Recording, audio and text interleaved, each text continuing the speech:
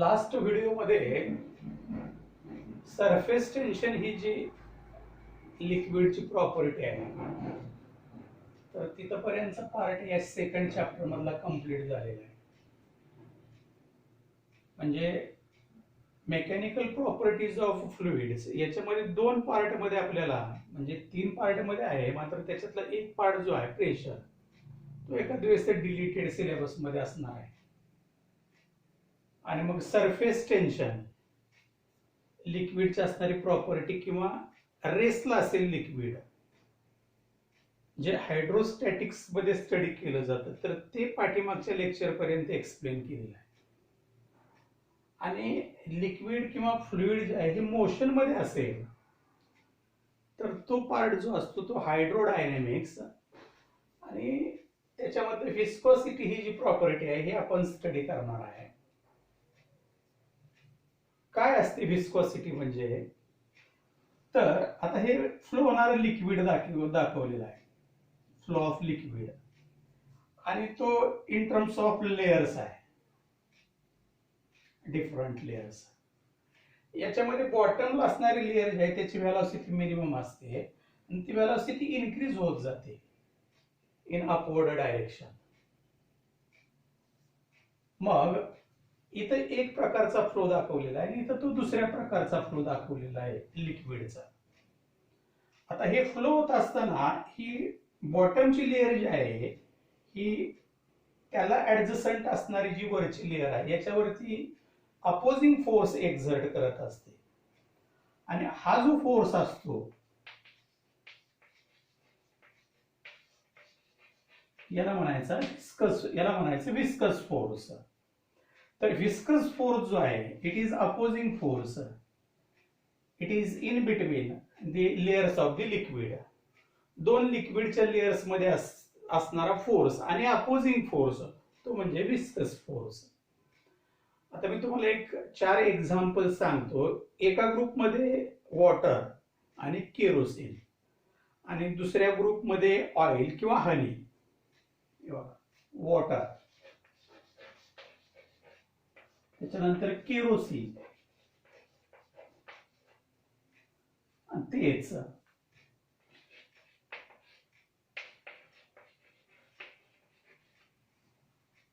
आता एखाद्या same surface वरती वॉटरचा असणारा फ्लो आणि ऑइलचा असणारा फ्लो किंवा केरोसिनचा असणारा फ्लो आणि हनी मध त्याचा असणारा फ्लो याच्यामध्ये आपल्याला डिफरन्स ऑब्झर्व होतो. काय होतं तर याचा फ्लो जो आहे नाही हा खूप कमी जाणवतो.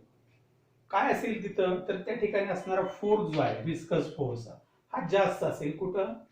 या असणाऱ्या लिक्विडच्या बाबतीत. तोच या लिक्विडच्या बाबतीत असणारा तो जो फोर्स आहे हा कमी असेल. मग डिफरंट लेयर्स मध्ये असणारा अपोजिंग फोर्स कशाला अपोज? मोशनला अपोज करणारा force viscous force.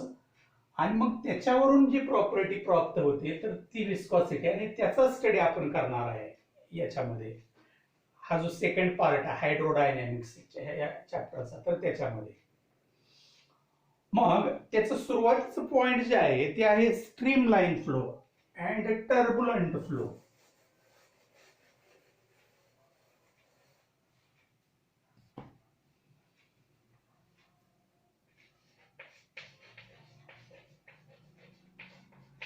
Streamline flow and turbulent flow.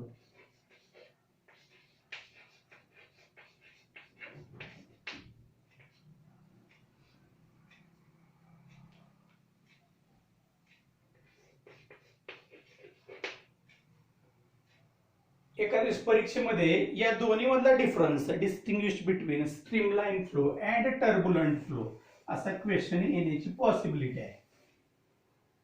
तर असं लिक्विड जे आहे लेअरच्या फॉर्म मध्ये फ्लो होत असताना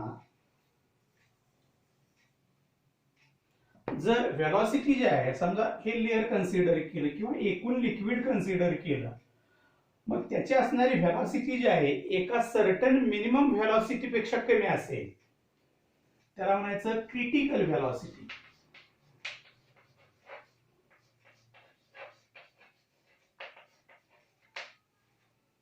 तर तो असतो streamline flow. if velocity it is less than certain minimum velocity called a critical velocity, then flow it is called a streamline flow. तेच इथं जी velocity आहे, if velocity is greater than critical velocity, then flow of liquid it is a turbulent flow. हा जो आहे हा streamline flow आहे, हा turbulent flow आहे. थोडक्यामध्ये हा रेग्युलर फ्लो आहे, रेग्युलर फ्लो ऑफ लिक्विड, हा इरेग्युलर फ्लो आहे. इथं वेलोसिटी आता याला मी सिम्बॉल मानतो VC. तर लिक्विडची असणारी velocity it is less than VC. इथं लिक्विडची असणारी velocity it is greater than VC. हा नंबर 1 चा पॉइंट कन्सिडर करा. Velocity of liquid less than critical velocity, velocity of the liquid greater than critical velocity. Number 2 की एखादं layer असेल, समजा हे लेअर असेल किंवा हे लेअर असेल, तर तिथं असणारी व्हेलॉसिटी, आता ही जी व्हेलॉसिटी आहे की नाही ही कॉन्स्टंट नाही लेअर टू लेअर. इथं ती कमी आहे आणि इथं सगळ्यात जास्त आहे. मग समजा एखादं लेअर कन्सिडर केलं, हे लेअर कन्सिडर केलं, तर इथं असणारी व्हेलॉसिटी जी आहे, in one layer the velocity of the molecule of the liquid it is constant, phi it is constant. तेच दुसऱ्या पार्ट मध्ये गेल्यानंतर velocity in the layer it is changing. velocity constant, velocity is changing. मात्र कुठं एखाद्या fix लेअरला, इथं layer मध्ये असणाऱ्या प्रत्येक मॉलिक्युलची असणारी व्हेलॉसिटी सेम असेल, कॉन्स्टंट असेल. इथे एखादं लेअर असेल तर व्हेलॉसिटी ती जी आहे ती कॉन्स्टंट असत नाही, ती चेंज होणारी असते. इतर ज्या डिफरंट लेयर्स ज्या आहेत ह्या मिक्स होत नाहीत, इंटरसेक्ट होत नाहीत.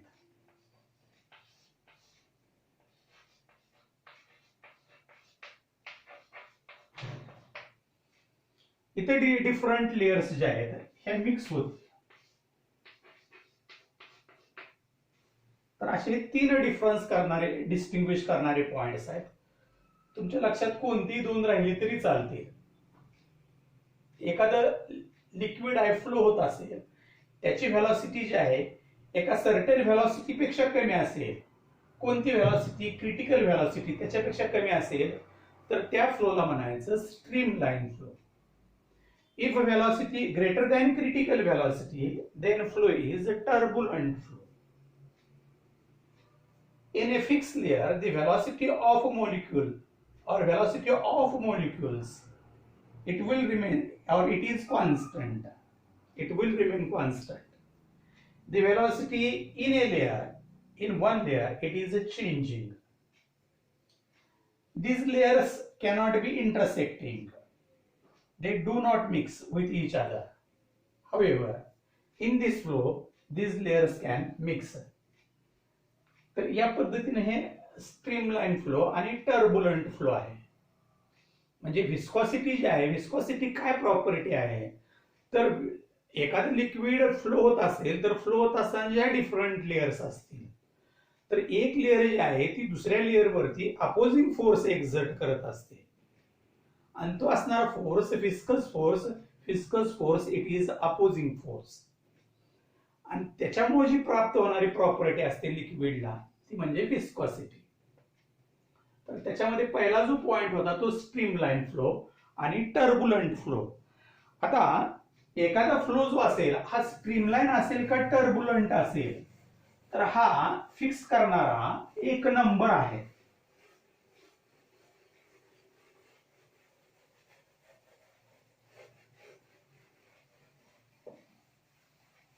आणि तो जो नंबर आहे त्याला म्हणायचं रेनॉल्ड्स नंबर.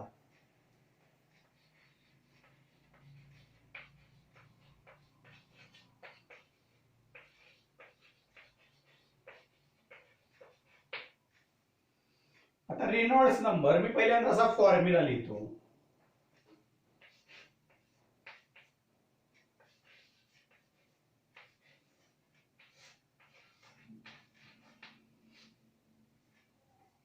आता हे VC काय आहे? VC it is critical velocity.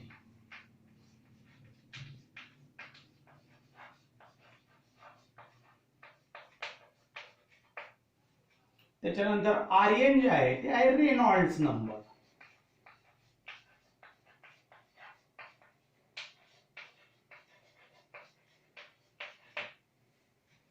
त्याच्यानंतर rho density of the liquid,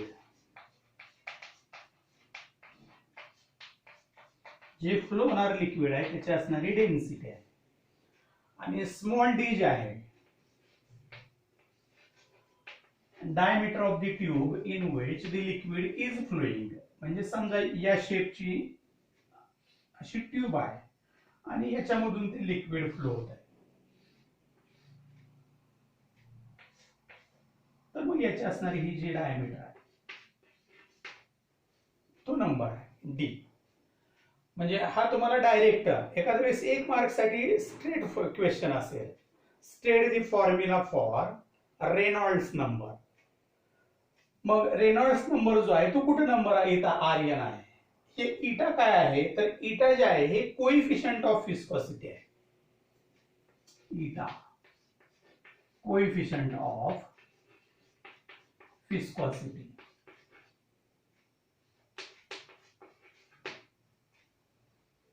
Reynolds number, coefficient of viscosity, density of the liquid, त्याच्यानंतर diameter of the tube through which the liquid is flowing, and VC it is a critical velocity. मग critical velocity पाठीमागच्या point मध्ये झालंय की certain minimum velocity, त्याला critical velocity म्हणायचं. आणि त्या व्हेलॉसिटी पेक्षा कमी जर व्हेलॉसिटी असेल तर स्ट्रीमलाईन फ्लो, जास्त असेल तर टर्ब्युलंट फ्लो. आता मग रेनॉल्ड्स नंबर याच्यावरून कसा लिहिता येतो? Reynolds number RN it is equal to PC rho D divided by eta, असा तो नंबर लिहिता येतो. कशासाठीचा? हा रेनॉल्ड्स नंबर आहे. हा रेनॉल्ड्स नंबर जो आहे तर ह्या व्हॅल्यूज कॅल्क्युलेट केल्यानंतर डिफरंट लिक्विड साठी जर त्याची व्हॅल्यू लेस दॅन 1000 आहे, if Reynolds number it is pure number, हा नंबर आहे प्युअर नंबर आहे, आणि मग याची जर value less than 1000 then the flow is streamline.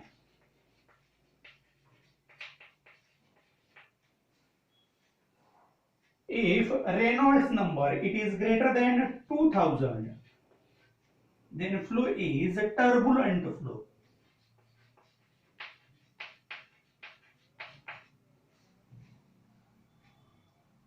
And if the number is in between 1000 and 2000, the flow is changing from streamline to turbulent. मग परत 2 mark साठी पण क्वेश्चन येऊ शकतो. State the formula for Reynolds number when the flow is streamline and turbulent.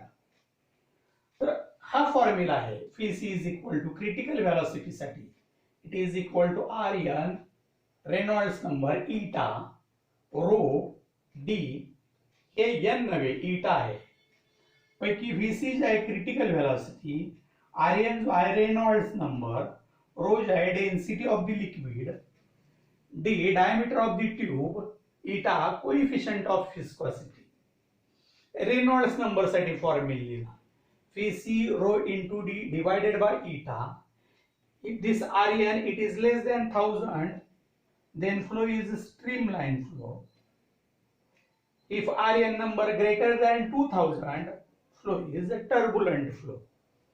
If it is number is changing from 1000 to 2000, then the flow is changing from streamline to turbulent. तर मग हे viscosity जे आहे तर त्याच्यामध्ये मी 2 points तुम्हाला सांगितले, छोटे छोटे पॉइंट्स आहेत. एक आहे streamline flow and turbulent flow, आणि दुसरा पॉइंट आहे रेनॉल्ड्स नंबर. एकदम सिंपल पॉइंट्स आहेत.